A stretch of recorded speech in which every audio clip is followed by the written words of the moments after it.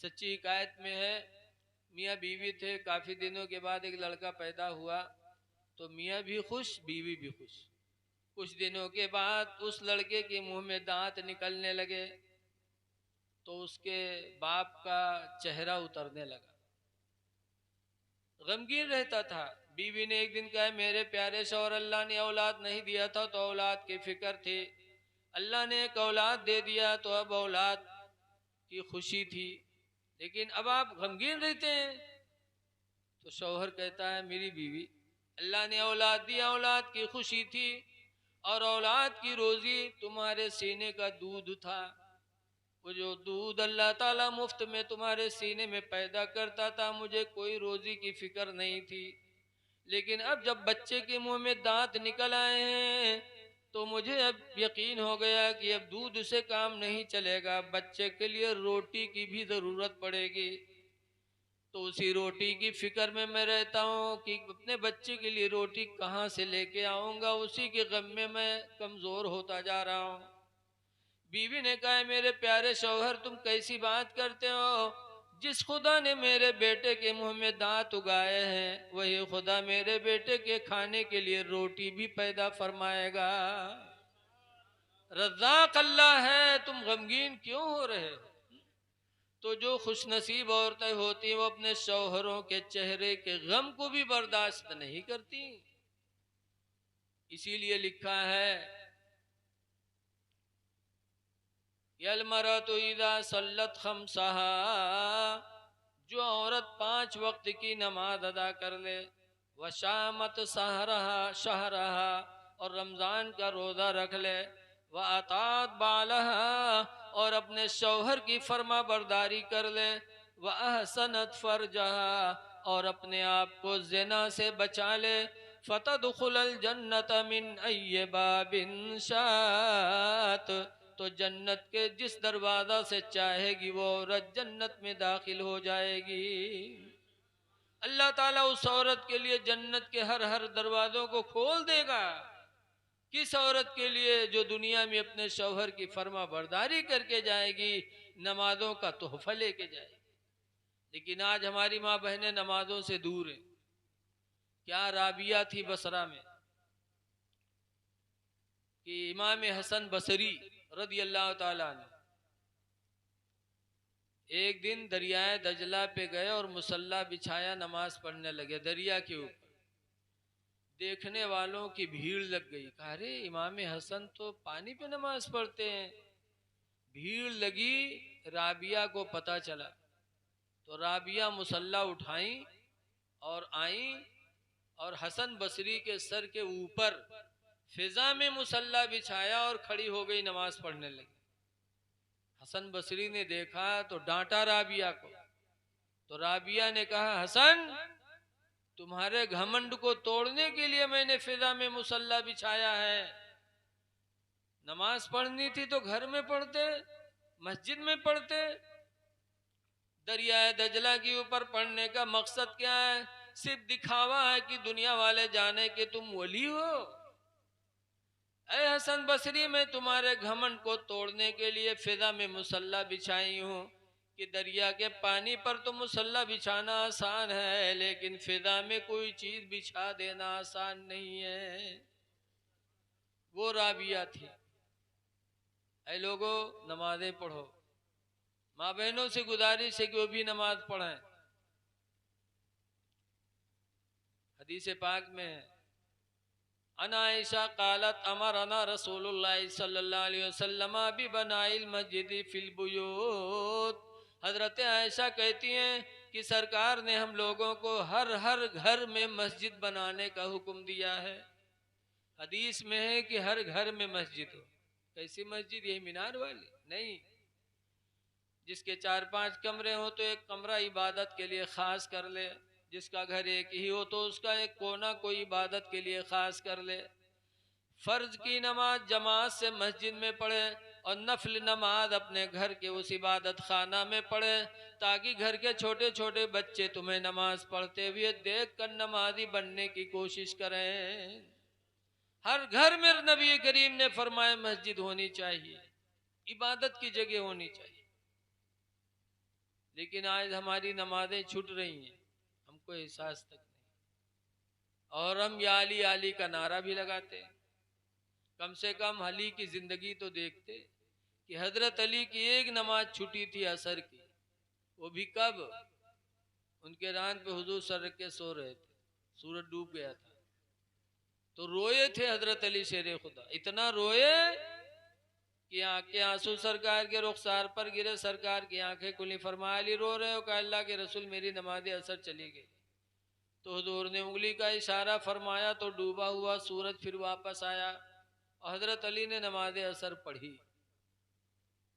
अब बताओ, एक असर छुटी थी तो हजरत अली रोए, और आज हमारी सारी नमाजें छूट रही हैं और हमको एहसास नहीं। और या अली कर रहे हैं। तो या अली कहने वाले दुनिया में बहुत दज्जाल गुजरे हैं। मौलाना अब्दुल मुस्तफ़ा आजमी लिखते हैं कि एक मौली साहब रहे तो पढ़ावे नहीं जाए, घर में परे रहे, तो जो राह खर्च हो गया, लड़का भूखन मरे लागे। तो मौलवियन कहीं ना रहे थे, उस घर में लेटे रहा थे, लड़का भूखन मर थे, जगह पढ़ाओ रहा। तो मौलवी कहते चुप, तो मौलवियन चुप होगी। लेकिन पेट कहाँ चला जाए, दूसरे दिन फिर मौलवियन कहीं चले जा रही है, लग वास्ते चले जाए, कहो पढ़ाओ लिखाओ, लड़का भूखन मरत है। तो मौलवी कहीं तू हमका नहीं जाना थे, हम थूक से रुपया पैदा करी थे। कहीं हाँ हाँ अत्ते तोरे अंदर असर हो तो लड़का भूखन मरती, चले जा रहे बगैर, चले जा घर से, जा कहूँ पढ़ाओ रहा। तो मौलवी बेचारे शर्माने तो घर छोड़ दिए, चले गए। एक शहर में यहाँ पहुँचे तो एक मस्जिद देखी बहुत बड़ी, तो के मुहारम बैठ के रोवे लागे। नमाजी आए और मस्जिद हो शिया लोगन के, शिवे देखें तो कहीं काहे रो तो कहीं हम बहुत गरीबन भूखन मरी थे, मस्जिद में रख ली, तो झाड़ू दी, सिर्फ हमका खाना चाहिए, बाकी कुछ न चाहिए। तो कहीं तो वैसा मामला है तो रह जाओ। मौलवी झाड़ू दे लागे, खाना पावे लागे। कुछ दिनों के बाद एक दिन मौलवी फिर बैठे रो है, शिया लोग गए तो कहीं अब कहे रो तो कहीं हम जाहिल हन, पढ़ नहीं पावा, इसीलिए रो रहे हैं कि अगर इल्म होता तो हमारी इज्जत होती। तो लोगों ने कहा रो क्यों रहे हो, नहीं पढ़ पाए हो तो इमाम साहब के पास पढ़ लो। तो मौलवी कायदा लेके आए, इमाम साहब तो शुरू की हिंद अलिफ बेते से जी में खे दाल पढ़ चले गए। जब जाल पर नंबर आवा तो इमाम साहब जाल कब हुआ में और मौलवी जाल कहें जाल, मौलवी कहें जाल। अनपढ़ का पढ़ा ले हो, पढ़ा लिखा कोई ना पढ़ाए। जाल निकारी नहीं तो मौलवी सबक बंद के, इमाम साहब सबक रोक दी। दूसरे दिन फिर जब पढ़ावे लागे तो फिर वही जाल पर नंबर रुका। इस जाल का है नहीं तो इमाम साहब आगे बढ़े नहीं। एक दिन गुजरा, 2 दिन गुजरा, हफ्ता गुजर गया और जाले पर सबक। धीरे धीरे गांव में यह बात फैले लग कि यार जो झाड़ू देते बहुत घामड़ है, वो बहुत बदअकल है, बताओ हफ्ता गुजर गया जाल नहीं कहीं पैसो, पूरे शहर में मौलवी बदनाम है। जब बदनाम होगा तो एक दिन फजर की नमाज में जैसे इमाम साहब सलाम फेरी, वैसे मौलवी खड़े हो गए, कहने आज कोई जाएगा नहीं, आज मैं हजरत इमाम हुसैन की शहादत बयान करूंगा। तो शिवे कहीं हाँ अत्ते दिन होगा जाल नहीं कहीं पैसे, तो कहीं शहादत कैसे बयान करी। तो जो उनको बहुत तकरीर नहीं सुनता रहा, उन्हों रुक गए, कहीं देखी बोलत का है आके। और पहले से मौलवी मौलाना रहा करे, खड़ा हुआ मौलवी वैसी इमाम हुसैन की दर्दनाक शहादत बयान की कि सारे शिया रोने लगे। जब रोए के चुपाने तो सो कहा था आए हो तुम अत्ते दिन जाल नहीं कह पाए, आज अचानक अत्ते बड़े मौलाना कैसे हो गए यार, अत्ते बढ़िया तकरीर की हो। तो मौलवी कहा था तुम्हें कुछ पता है, आज रात जब मैं लेटा तो 1000 मरतबा मैंने कहा या अली या अली या अली। कहा फिर, कहा जब 1000 मरतबा या अली कहा तो हजरत अली तशरीफ ले आए। तो शिव चौके कहीं हजरत अली आएंगे, कहीं हाँ। तो कहीं हमारे लोगों ने जिंदगी गुजर गई अली कहा तो अली नहीं आए, और तू आज रात कहे आज रात आएगी, कहीं हमारे नसीब की बात। कहीं फिर क्या हुआ, कहा उन्होंने कहा किस लिए बुलाया, मैंने कहा मैं पढ़ना चाहता हूँ। उन्होंने कहा मुंह खोल, तो मैंने मुंह खोला तो मेरे मुंह में हजरत अली ने थूक दिया, और जैसे हजरत अली का थूक मेरे पेट में पहुंचा, मेरा सीना इल्म से भर गया, मैं बहुत बड़ा मौलाना हो गया, अब जो चाहो तकरीर सुन लो, जो चाहो मसला पूछ लो। तो शिवे कहीं हाँ हमारे लोगों ने जिंदगी गुजर गई, अली कहत नहीं आए, और तू आजे कहे आजे आएगे तेरी मोहम्मद हो क्यों दी। तो भाई हम आपका हाथ जोड़ते हैं, तुम्हारे मुंह में अली ने थूका है तो तुम हम लोगों के मुंह में थूक दो, कम से कम तुम्हारे वसीले से अली का थूक तो हमको मिल जाएगा। तो मौलवी कहते हाँ, अति मेहनत के बाद उनके थूक पावा तो क्या ऐसे थूक देवे, कहीं फिर इन एक मुँह में थूका ही 100 रुपया लेवे। तो शिवे कहते यार तुम 100 की बात करते हो, अली का थूक मिले कहाँ। भाई एक शिवा 100 के नोट दी, मुँह खोलिस तो के मुँह में मौलवी थूकिन, और दोसर का शिवा पहुँचे बहुत 100 के नोट दी, बहू के मुँह में थूकिन। बस शिवे 100 के नोट दे लागे लाइन लगाए के मौलवी थुक्कत चले जाए, रुपया दे जाए मौलवी थुक्कत चले जाए, थुक्कत थुक्कत थुक्कत थुक्कत पूरे बाजार के सीएन के मुँह में थुक्किन मौलवी।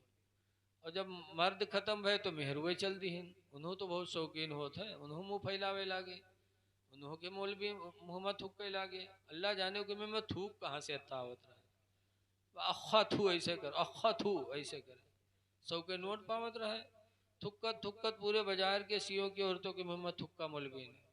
और जब सब थुकाए थुकाए चले गए, रुपया के ढेर लाग गए मौलवी के कमरे में। तब मौलवी रात में सोचे लागे कि हाय सवेरे तो पोल खुलिन जी, कि हम कहा हमरे मुँह में थुक्की ने तो इतने बड़े मौलाना हम हो गए हैं, हम से सब थुकाए के गए हैं, जान पई है न कुछ, तो सवेरे तो पोल खुलिन जी। वह मौलवी रुपया गठरा बांधिन और भागे रात में, भागत भागत गांव पहुँचे, अपने दरवाज़ा पहुँचे, दरवाज़ा खड़बड़े तो मौलविया ने पूछा थे को आए रे, तो कहीं मौलवी हुई दरवाज़ा खोल। जब दरवाज़ा खोली तो मौलवी पटकिन गठरा, तो मौलविया ने कहा थे हाँ इमा का बांध ला है रे, कहीं रुपया हो और का हो, खोलिन तो रुपया ही रुपया मौलविया। तो कहते हाँ कहाँ चोराए ला है रे इतना रुपया रे, कहीं नहीं चोरी के रे, थूक के कमाई हुई रे, कहीं सही बताओ कि के घर से उठाए लाए। मौलवी कहीं तू ही न मनी है रे, थूक के कमाई हुई रे, ले चल काबा में ठड़िया दे, कसम खा ले रे थूक के कमाई हो। जब काबा में कसम खाए मौलवी तैयार हो गए तो मौलवी मानेगी। तो वही दिन से मौलवी नस पैर दबावे मौलवी के, हाय हाय हमरे मौलवी के थूक में इतना असर है, तू के खून में कत्ता असर हो। मौलाना अब्दुल मुस्तफ़ा आजमी लिखते हैं कि या अली अली कहने वाले दज्जाल बहुत हैं, अली कहने का हक वही हक रखता है जो अली के रास्ते को भी अपनाए। एक असर छुटी थी तो रोए थे, और आज हमारी सारी नमाजें छूट रही हैं और हम या अली कर रहे हैं, या हुसैन कह रहे हैं। कम से कम हुसैन की जिंदगी देखो, यजीद के हाथ पे हाथ देकर हुसैन मुरीद नहीं हुए। यजीद काफिर नहीं था, मुसलमान था, मुशरिक भी नहीं था कि बुत की पूजा करता हो, काफिर भी नहीं था, मुशरिक भी नहीं था, मुसलमान था, लेकिन उसके हाथ पे हाथ इमाम हुसैन ने नहीं रखा, मुरीद नहीं हुए। क्यों? दाढ़ी बनवा डाला था, नमाज छोड़ा था, शराब पीने लगा था, तो इमाम हुसैन ने हाथ पे हाथ देना गवारा न किया, मदीना छूट गया तो छोड़ना गवारा कर लिया।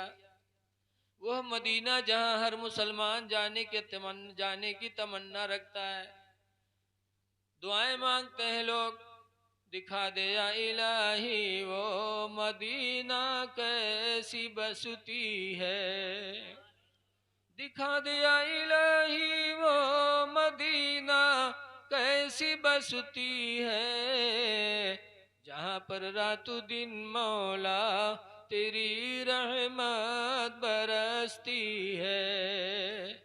ऐसे मदीने में जाने की तमन्ना हर मुसलमान करता है, लेकिन इमाम हुसैन ने मदीना छोड़ दिया, यजीद के हाथ पे हाथ न दिया।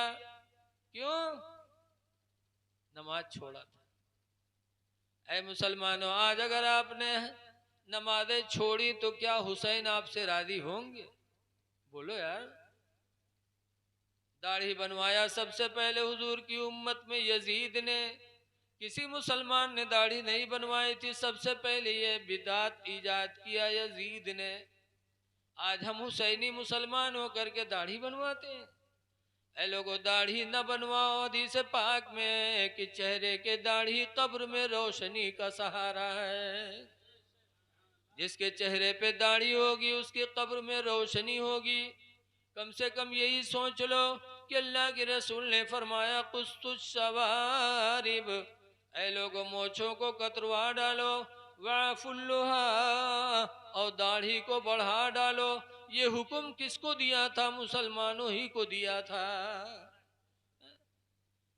आज अगर दाढ़ी बनवा रहे हो, सब बनवा रहे, इस पुरफतन दौर में अगर कोई दाढ़ी रखा ले और नबी की सुन्नत को जिंदा कर ले, तो हदीस में है, मन तमस्सक भी सुन्नती, जिसने मेरी सुन्नत को जिंदा कर लिया, फलहु अजर कमियत शहीद, तो अल्लाह ताला उसको 100 शहीदों के बराबर सवाब अता फरमाएगा। दाढ़ी रखा लो ताकि हुसैन भी राजी हो जाए। हजरत अली की दाढ़ी ही देखकर एक यहूदी ईमान ले आया था। ऐसी दाढ़ी थी हजरत अली शेर खुदा की। एक मर्तबा यहूदी ने देखा, उस यहूदी के चेहरे पे थोड़े से बाल थे, तो उस यहूदी ने कहा, अली ये बताओ कि आपके चेहरे पे दाढ़ी के बाल बहुत घने हैं, हमारे चेहरे पे अक्का दुक्का बाल, ऐसा क्यों? तो हुजूर हजरत अली ने कुरान से जवाब दिया था, कहा सुनो, अल्लाह कुरान में फरमाता है, वल बलदु तय्यिबु यखरुजु नबातुहु कसीरम बिइज़्नि रब्बी। सही है। वो अच्छी जमीन, जो जमीन अच्छी होती है, अपने रब के हुक्म से पौधा ज्यादा उगाती है। वल्लज़ी खबुसा ला यखरुजु इल्ला नकदा, और जो जमीन खराब होती है वो पौधा नहीं उगाती मगर यक्का दुक्का। जैसे हजरत अली ने जवाब दिया, यहूदी ने कलमा पढ़ा और इस्लाम को कबूल कर लिया। वो अली थे कि जिनकी दाढ़ी देखकर एक को ईमान की दौलत मिल गई, और आज हम मुसलमान होकर के आली आली कहने वाले चेहरे से दाढ़ी बनवा रहे हैं, नमाजें छोड़ रहे हैं। ऐ लोगो, 4 दिन की जिंदगी अल्लाह ने दी है, खुदा जाने कब बुलावा आ जाए। अब तो अटैक चला है। अभी 17 रमजान 16 रमजान को नानपारा राजा मस्जिद के नायब सदर हाफिज फारूक साहब, हाजी भी थे, बड़े नेक थे, तरावी पढ़ के गए घर में ठीक ठाक, और उनकी कई दुकानें थी, उन्हीं दुकानों के बंटवारे में घर में लड़के बहस मुबाहिसा करने लगे। वह बच्चों के बहस मुबाहिसा से उनके दिल पे अटैक पड़ा और ख़त्म हो गए। तो कब वक्त आ जाए कुछ पता नहीं, लिहाजा इंतजार न करो कि हम कल दाढ़ी रखाएंगे, परसों रखाएंगे, नमाज बाद में पाबंदी करेंगे। जो वक्त मिले उसे गनीमत समझो, नमाजों की पाबंदी करो। शादी में आजकल बदमज़हबों से रिश्ता हो रहा है। अल्लाह का शुक्र है कि जिस गांव में लोग रिश्तेदारी वहाबियों के यहाँ नहीं करते, वो अपनी औलादों को ईमान पर कायम रखते हैं, और जहाँ रिश्ता बदमज़हबों के हुआ तो समझ जाओ कि ईमान गड़बड़ हुआ। ईमान बहुत असली चीज़ है। एक मर्तबा में गया बनारस में, अब तो ज़िला बन गया भदोही। भदोही में कस्बा है गोपीगंज, वहाँ एक हाफिज कमरुज़्ज़मा साहब हैं, बहुत मालदार आदमी, बहुत मालदार आदमी, मेरे को मालदार है कि बहुत मालदार। उनके यहाँ मैं गया चंदा के लिए, तो आज कई साल पहले की बात है, 96-97 की, तो उन्होंने 5,000 रुपया दिया। तो मैं बहुत खुश हो गया, मैंने दुआएं दी, अल्लाह कारखाना को तरक्की दे, कारोबार में तरक्की दे, अल्लाह और बढ़ाए, यही दुआ ही दी जाती है। तो उन्होंने कहा, हजरत जो दुआ असल करनी थी वो दुआ आपने किया ही नहीं। हमने कहा क्या? आपको असल दुआ मुझे देनी चाहिए कि अल्लाह मुझे ईमान पर कायम रखे और ईमान पर मौत नसीब करे। मैंने उनकी बात सुनी तो मुझे बहुत अच्छा लगा कि कम से कम अल्लाह के बंदों में ये सोच तो है कि सबसे बड़ी दौलत ईमान पर मरने की है। इसलिए रिश्ता लगाने के वक्त देखो कि लड़का कैसा है, लड़की कैसी। अगर अल्लाह लड़की दे तो लड़का दीनदार तलाश करो। नबी की जिंदगी देखो कि हजरत अली कैसे थे, कितने गरीब थे, न घर न जमीन न जायदाद, और रसूलुल्लाह ने अपनी बेटी फातिमा का निकाह अली के साथ कर दिया, और करने के बाद 2 साल हो गए गौना नहीं गया। अब लोगों में चिमिगोइयाँ होने लगी कि 2 साल अली का निकाह हो गया, फातिमा से गौना नहीं आया। तो हजरत अली से लोगों ने कहा कि 2 साल हो गया निकाह हुए और रुखसत नहीं कराए फातिमा को। तो हजरत अली कहते कहाँ ले आऊं, आप लोग जानते हो कि मेरा घर नहीं है, मैं बेघर हूं। तो मदीने के एक अंसारी खड़े हुए, उन्होंने कहा चलो मेरे 2 घर हैं और दोनों घरों में से जो घर तुम्हें पसंद हो वो घर मैं आपको नजराना देता हूँ। कहो सुभान अल्लाह, कैसे अंसारी थे माशाअल्लाह। हजरत अली गए और जो घर पसंद किया, हजरत उस अंसारी ने हजरत अली को अपना वो घर नजराने में दे दिया। जब घर वाले हो गए तब फातिमा को रुखसत करा के लाए। क्या रसूलुल्लाह को अपनी बेटी से प्यार नहीं था? बहुत प्यार था। सरकार अपनी बेटी को मोहम्मद की जान कहते थे, इतनी मोहब्बत। अब ऐसे शख्स के साथ निकाह कर दिया जो बेघर थे। सरकार ने देखा क्या? सरकार ने अली की जिंदगी देखी, अली का इल्म और अमल देखा, तो सरकार ने फातिमा की शादी अली से कर दी। अब आज लोग नहीं देखते। एक आदमी रहा कि बिटिया की शादी लाग एक लौंडक साथ है, तो जब वो देखेगा वह लौंडवा के है तो दाढ़ी रखाए रहा है, तब वो के तो मुल्ला है हो, का कमाई का खवाई का छोड़ो, कौन पैंट बूसट वाला बताओ। तो पैंट बूसट वाला मिल गया, जैसे ढूंढी हो वैसे मिली। पैंट बूसट वाला मिल गया, शादी तय हो गई। और के बाद जब शादी का दिन आया तो दुल्हा बनावे के लिए उका लोग नौहावे जुटे। पहले ज़माने में दुल्हा का नौहावा जात रहा। तो जब नहाए चला तो उके पैखाना लग गया, तो चला गया लेटरिन में पैखाना करे। जब पैखाना कह के निकला तो नुहुरा नुहुरा, उठ नहीं पावे। तो बाप रोवेला कहे हाल लाई चढ़ाएगा अब कैसे है। तो का घसीट उसीट के लेके गए डॉक्टर के पास। डॉक्टर साहब देखें तो कहीं ऑपरेशन करे पड़ी ठीक हुई।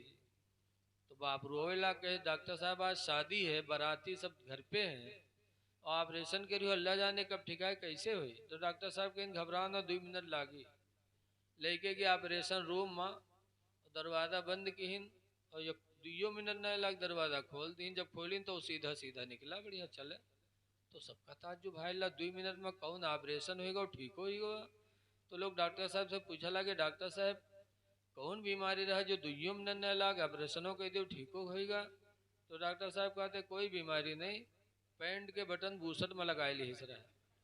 पैंट के बटन बताओ हियाँ लगा ली हो तो उठ पई हो। ऐसे ऐसे चोंगा पर है, पहनिए पैंट बूसट चाहे आवे चाहे ना हो कि कहाँ बटन कहाँ लगाए ली।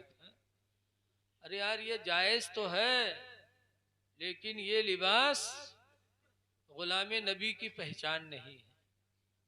4 दिन की जिंदगी दी है अल्लाह ने, तो गुलाम नबी बन के जी लो। सहाबा नाज किस पर करते थे। आज हम मालदार हो गए तो मालदार होने पे नाज, हसीन हो गए तो हुस्न पे नाज, हाजी हो गए तो हाजी होने पे नाज, मौलाना बन गए तो मौलाना होने पे नाज। और सहाबा को नाज किस पे था? सहाबा को न हाजी होने पे नाज, न आलिम होने पे नाज, किस पे नाज था? हजरत सफीना एक सहाबी हैं, जा रहे थे अल्लाह की राह में जिहाद करने और रास्ते में जंगल पड़ा। हजरत सफीना जंगल में जैसे घुसे वैसे जंगल का शेर मिल गया। अच्छा हमका तुमका गन्ना में यहाँ शेर मिल जाए अकेले तो का हाल हुई बताओ। नीचे कपड़ा तो खराब हुई जी, बोलो का हुई। लेकिन रसूलुल्लाह के सहाबी हजरत सफीना को जब शेर जंगल में मिला तो हजरत सफीना ने शेर से क्या कहा था? ये नहीं कहा था मैं हाजी हूँ मुझे छोड़ दे, ये नहीं कहा था मैं मौलाना हूँ मुझे छोड़ दे, ये नहीं कहा था मैं नमाजी हूँ छोड़ दे, बल्कि हजरत सफीना ने जवाब दिया था या बल हारिस, ऐ जंगल के शेर, अना मौला रसूलुल्लाह, मैं रसूलुल्लाह का गुलाम हूँ। गुलाम कहा था। ऐ जंगल के शेर मैं रसूलुल्लाह का गुलाम हूँ। हदीस में फ़ाक़बल असद बस बसतन, वो शेर आगे बढ़ा अपनी पूंछ को हिलाते हुए। और जानवर पूंछ कब हिलाते हैं? जब मोहब्बत करते हैं। बोलो कुत्ता का यहाँ कोई रोटी दे के देखो, खावा करियो टुन टुन मारा करी पूंछ, वो खुश बहुत होता है, उसकी खुशी की निशानी है। फाकबल सदो बस बसतन, वो शेर आगे बढ़ा पूंछ को हिलाते हुए। वक़ब्बल क़दमई है, और हजरत सफीना के पैरों को चूमा। कामा इला जंबिही, और हजरत सफीना के पहलू में आके खड़ा हो गया। वसारा माहो, और हजरत सफीना के साथ साथ वो शेर जंगल में चलने लगा निगरानी करने के लिए कि नबी के गुलाम जा रहे हैं, कोई दूसरा शख्स मेरे नबी के गुलाम को तकलीफ न दे दे।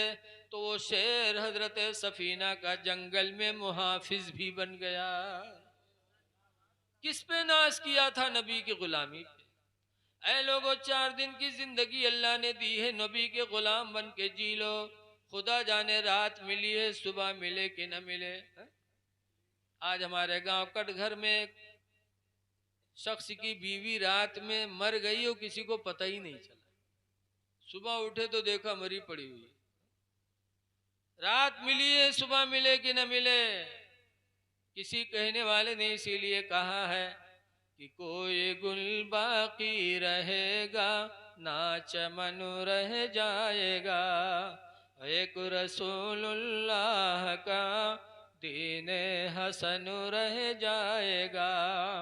हम सफीरों बाग में हैं, कोई दम के चहे और बुलबुलें उड़ जाएंगी, सोना चमन रह जाएगा। अतलसो कम ख्वाब की पोशाक पे नाज़ा न हो। आज हम लोग अपनी पोशाक पे नाज करते हैं। बढ़िया बढ़िया कपड़ा पहन लिया तो नाज। जैसे हमारी माँ बहन है, शादी ब्याह हुए तो कल देखो कत्ती बिटिया गरारा पहनी है, और गरारा पहन के तक ऐसे पहन के पकड़ के चली, लागत है इंसान न कोनो तूफान हो आओ तब उड़ा लेगी। वो लिबास न मर्द के लिए जायज है न औरत के लिए। जिस लिबास में घमंड हो वो लिबास इंसानों के लिए दुरुस्त नहीं है।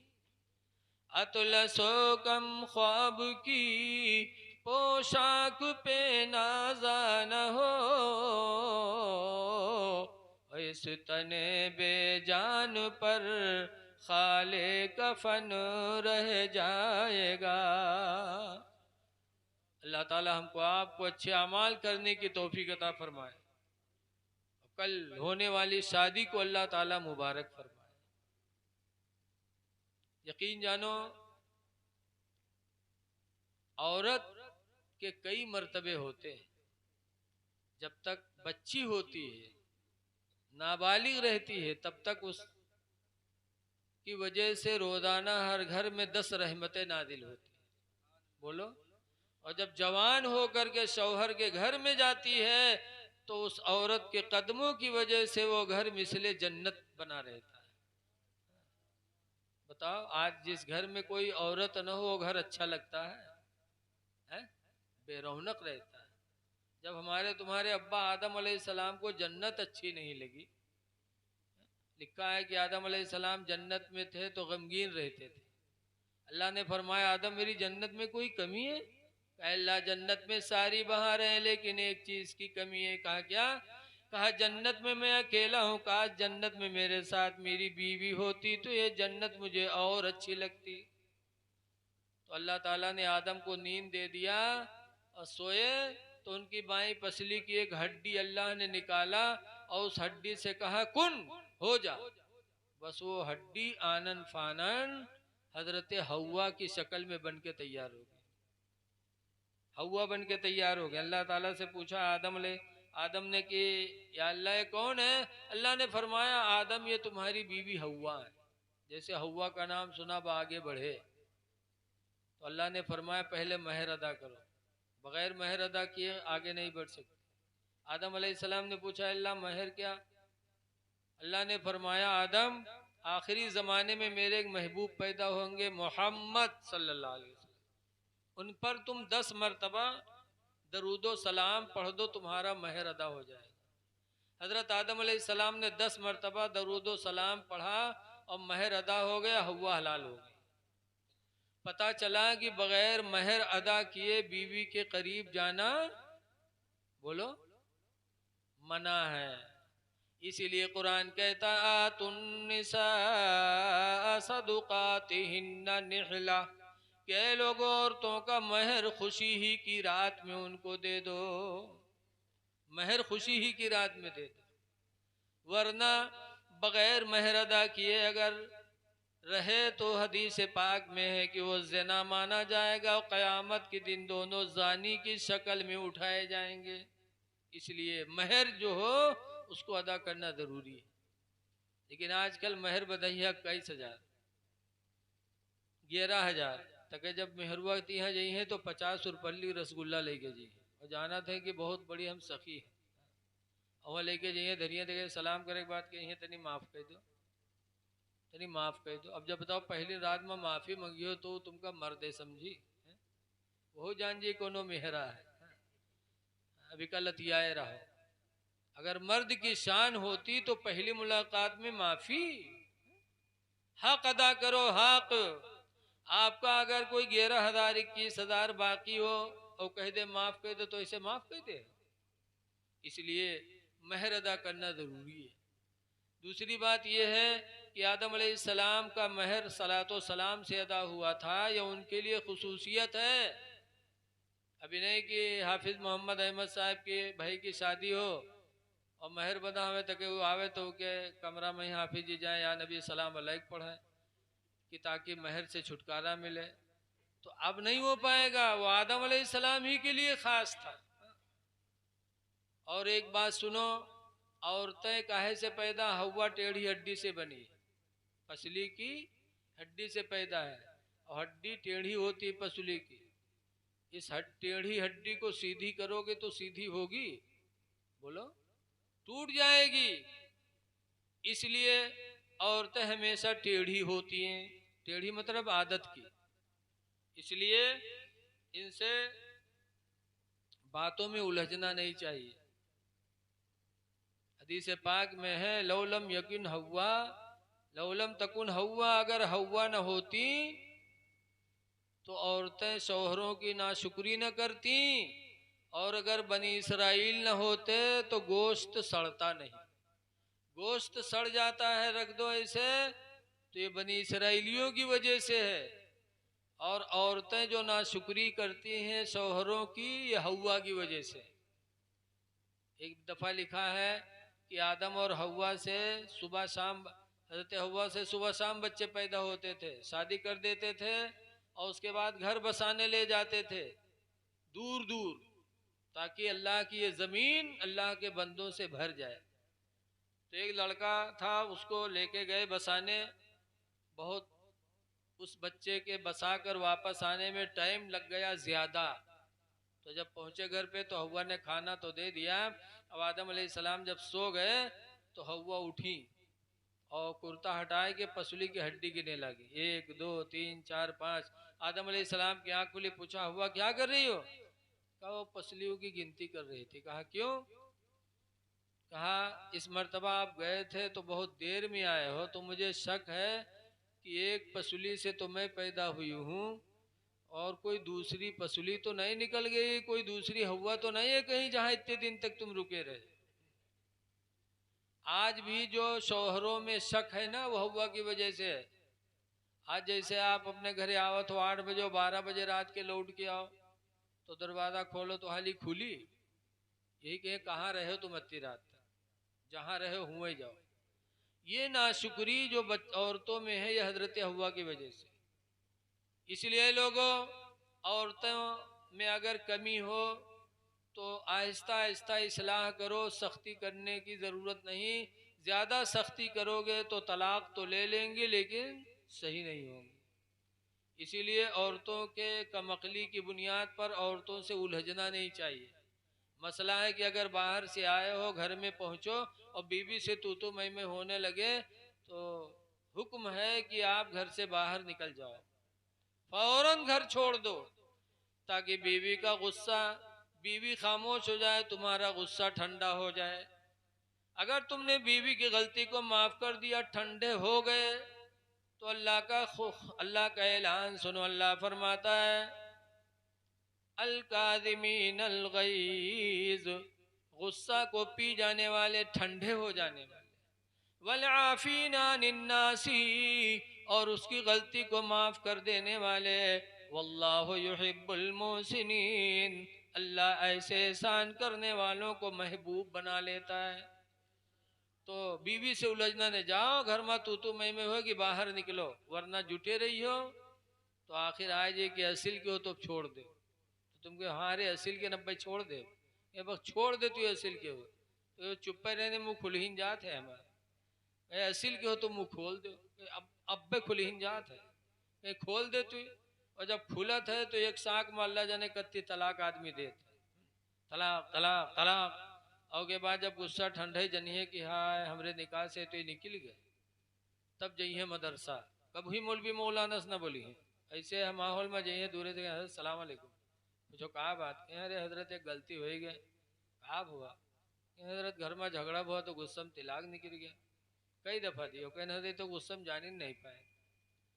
जब मौलवी बताइन कि अब तो तुम्हारे लिए हराम हो गई हो, तो कहा थे ना ही हजरत जो खर्चा पानी हो ले लो का बनाओ कोई सूरत से।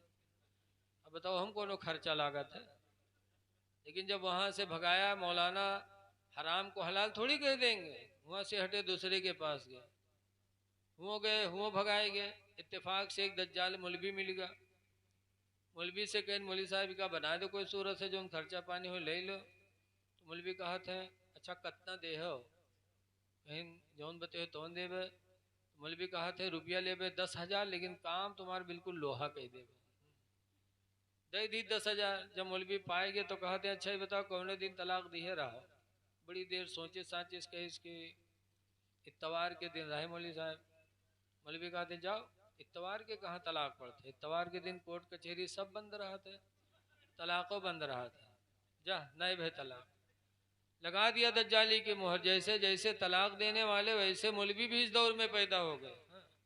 लिहाजा ये लोगों तलाक न दो, तलाक देने से अर्श आदम थरथरा उड़ता है। एक हदीस में पढ़ रहा हूँ, अन महमूद इब्न लबीदिन क़ाल अख़बरा रसूलुल्लाह सल्लल्लाहु अलैहि वसल्लम बिरजुलिन।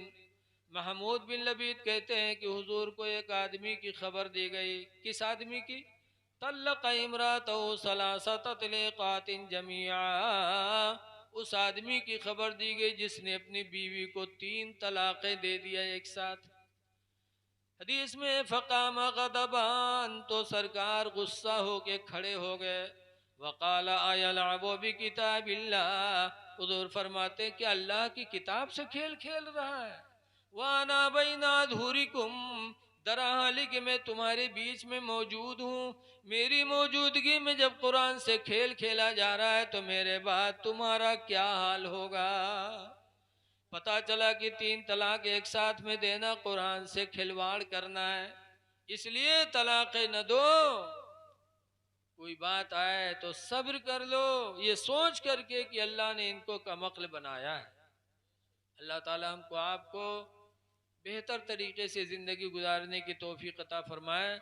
बस गुजारिश है कि नमाज़ों की पाबंदी करिए, मस्जिदों को आबाद करिए, जमात से नमाज पढ़िए। हर 40 मोमिन में एक वली होता है। जब जमात से नमाज पढ़ोगे, इमाम साहब दुआ मांगेंगे, सब आमीन कहोगे, खुदा जाने किसकी वजह से तुम्हारी दुआएं भी कबूल हो जाए।